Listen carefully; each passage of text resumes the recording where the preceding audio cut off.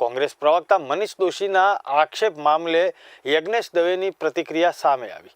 યજ્ઞેશ દવેએ જણાવ્યું કે કોંગ્રેસ પાસે મુદ્દા નથી, કોંગ્રેસ હાર ભાળી ગઈ છે।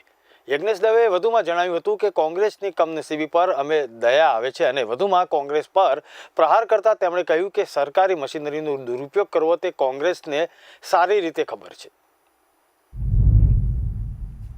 જે કોંગ્રેસ જોડે ચૂંટણી લડવાના કોઈ મુદ્દા નથી, જે કોંગ્રેસની જોડે ભૂતકાળમાં કરેલા કોઈ કાર્યો લઈ અથવા તો ભૂતકાળના કરેલા કોઈ સત્કાર્યોનું રિપોર્ટ કાર્ડ લઈ અને પ્રજાની પાસે જવાના મુદ્દા નથી અથવા તો ભવિષ્યનું કોઈ આયોજન નથી, એ કોંગ્રેસના નેતાઓ જોડે આ પ્રમાણેની ભ્રામક વાતો કર્યા સિવાય બીજી કોઈ વાત થવાની નથી।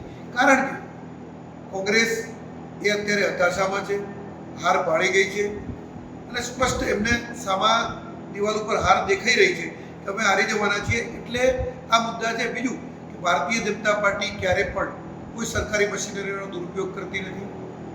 સરકારી મશીનરીનો દુરુપયોગ કરવો ન કરવો એ કોંગ્રેસને ખબર છે અને પોતાની જ જૂની વાતો એમને યાદ આવે છે, એટલા જ માટે મનીષભાઈ આ પ્રમાણેનું નિવેદન આપી રહ્યા છે।